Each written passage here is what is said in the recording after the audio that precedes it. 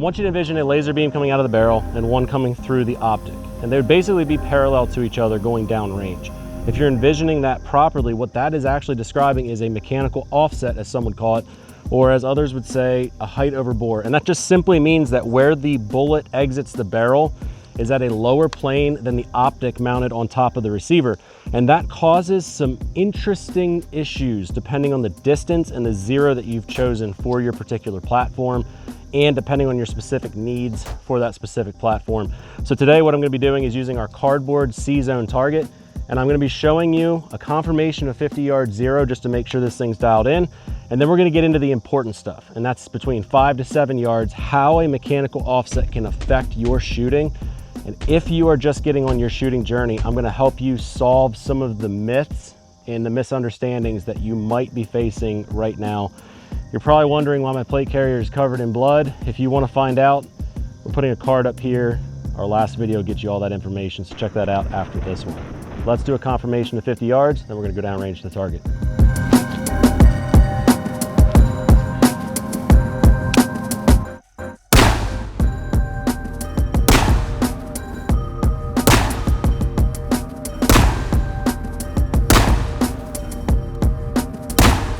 So I've got a decent zero here.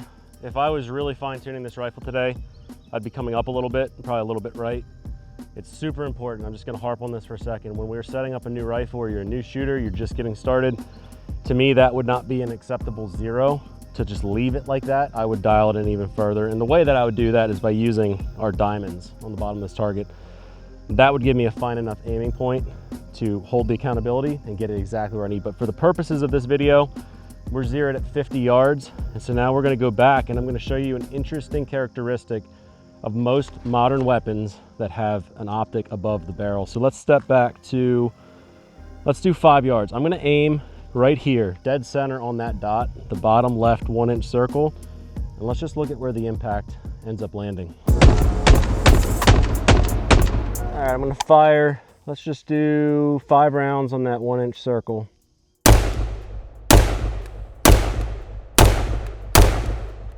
All right, let's go check this out.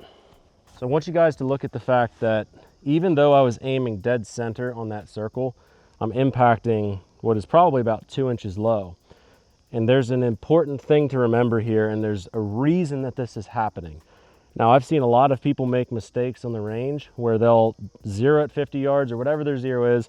They'll come down to 7, 10 yards shooting on paper, and they'll realize that where they're aiming, they're not hitting. So that can do one of two things. It can do, I guess, more than 2 things, but the 2 that really stand out to me, it can cause frustration with the shooter because they don't understand that it's not them. There's a mechanical reason why that's happening. And it can also basically take them down a rabbit hole of trying to adjust their rifle at 7 and 10 yards to get a point of aim, point of impact, only to find out then at 50, you're no longer hitting the target at all. So the reason that this is all happening is because at closer distances, and this is all going to depend on your zero. It's all going to depend on how you have your particular round or your rifle zeroed. But because that optic is above the bore by about 1.5 inches, 2 inches on most modern guns, with standard zeros, 50 yards, 30 yards, whatever you do, you're going to always see an offset at closer distances. And I don't ever recommend that someone tries to chase that zero to zero at point of aim, point of impact at these closer distances. I guess there could be an argument made for that, but for me, the way that I approach this is I figure out what distance do I want to have this gun zeroed at. For me, with this gun, it's 50 yards. Then it's my responsibility to print it from 5 yards, 7 yards, 10 yards, 50 yards, 100, 150, 200 yards. You have to confirm on paper all of those different zeros. So seeing that, and now knowing that because of a mechanical offset, we're gonna hit impact low at these closer distances, what could I do? Well, the answer to that is we're gonna aim high. So now instead of aiming here, I'm still trying to land my rounds in there, but basically what I'm gonna have to do is put my reticle approximately up there. Just remember that distance. We're gonna step back. I'm gonna put, say, 5 rounds, maybe 6 rounds onto that target from, let's do it right about here. And then we're gonna go down and check it out and just look at the difference.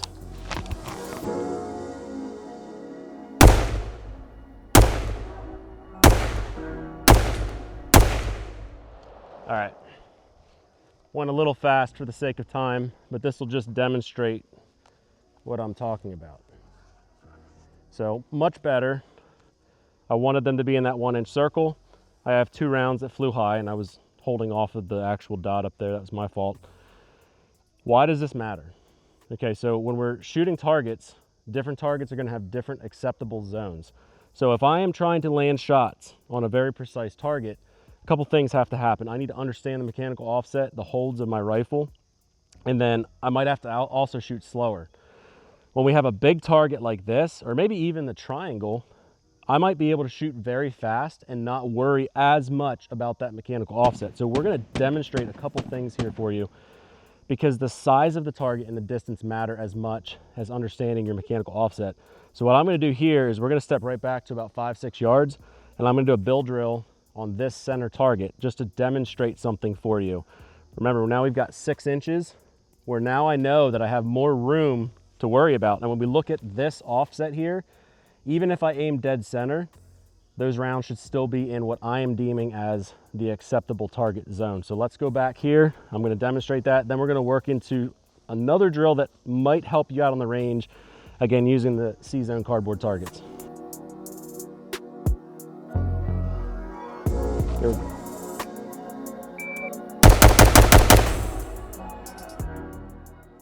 All right, that was 1.53. So you guys can see, all of them ended up in the circle there. Again, a large acceptable target.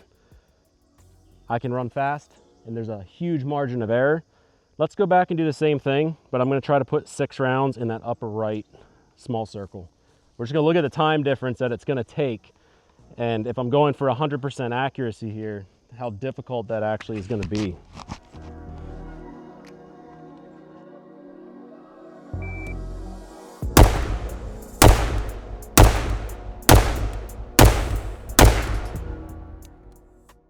Okay, 5.98. Again, small target, high accountability. I have to compensate for that height over bore, the mechanical offset of my optic. And there's the rounds on that 1 inch circle. Now I had to aim up here, just visualizing again for you guys. I kind of had to aim up there, probably even a little higher than that, to be able to drop those rounds that distance into the center. So what that means is this is not an issue. This is not a problem. It's just a trait, a characteristics of your actual rifle, your zero, your point of aim, your point of impact. It's going to vary based on your gun, so you have to be printing this kind of stuff for every single gun that you own. But it's not an issue. And I hope that this video is going to give you some peace. We're going to run one more drill though, because I want to show you guys how you could incorporate, say, the 6 inch circle with a more high accountability triangle zone on the head. So I'll run a couple variations of this drill, but we're going to do 2 in the center and then 1 in the head, and maybe then we'll do 3 and 3. But again, I have a low accountability target and a high accountability target. So you'll notice that when I get to this high accountability target, I'm going to have to slow it way down.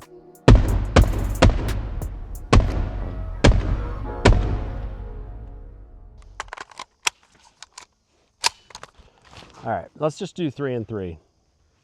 That way you can visualize how I'll have to slow down for the smaller target.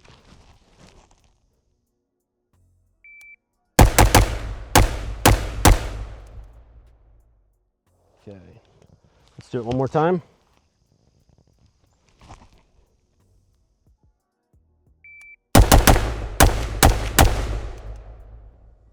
Okay, let's go down range, check that out. So again, I hope on the audio you could hear the difference, but high accountability target, I don't have to worry as much about the height over bore, the mechanical offset. When we get up here to this triangle, I'm basically putting that dot right along the edge up here to account, because if I put that dot center and I'm not perfectly centered on that triangle, I may impact onto either side, which would result in a miss. So rounding this video out, what does this mean? Well, if you are a new shooter, please understand that your first step is figuring out where do you want your rifle zeroed. And there's a lot of theory behind that. Most people with a fighting rifle, a 5.56 or even a 5.45 by 39 like this, would do a 50-yard zero. Ultimately, you have to figure out what is your end use, what are you trying to accomplish with your gun, determine that zero, lock in that zero, get it done perfectly. Then your task is from 0 yards out to like 200 yards. Grab a C-zone cardboard target like this, use these 1-inch circles and our diamonds to figure out the height over bore that you're going to experience. Basically, where is the bullet going to impact on its trajectory? We know that bullets, as they're shooting out, they're going to drop over time. So close, we have to compensate. Out far, you have to compensate in the opposite direction. But the only way you're ever going to figure that out is by taking the time on the range to put rounds on a target like this. But I hope that that explains the mechanical offset to you. Maybe takes away some of your stress if you were shooting close, like what the heck? Why am I impacting low? It's not you. It's because of a mechanical characteristic of your firearm. The same thing can be said with pistols, although that's a different concept altogether. And I don't want to mix those two up right now, just simply because pistols have so much user input into your hands. So if you are impacting low with a pistol, there's other reasons that that could be happening, but maybe we'll do a height over bore video on pistols as well, because the theory and the concept still holds true. You just have a lot more nuance when you're shooting a pistol versus a pistol like this one. Hope it was helpful to you guys. Leave a comment, like the video, subscribe, share it with a friend that you think this is gonna help out. And don't overcomplicate stuff. If we can ever help you, email our team. I'd love to just shoot an email back and forth with you to share some information, maybe some of our other videos we've done. If there's any other topics as a new shooter that you'd like to see, let us know down below and our team will discuss and maybe we'll make it happen. Appreciate you all.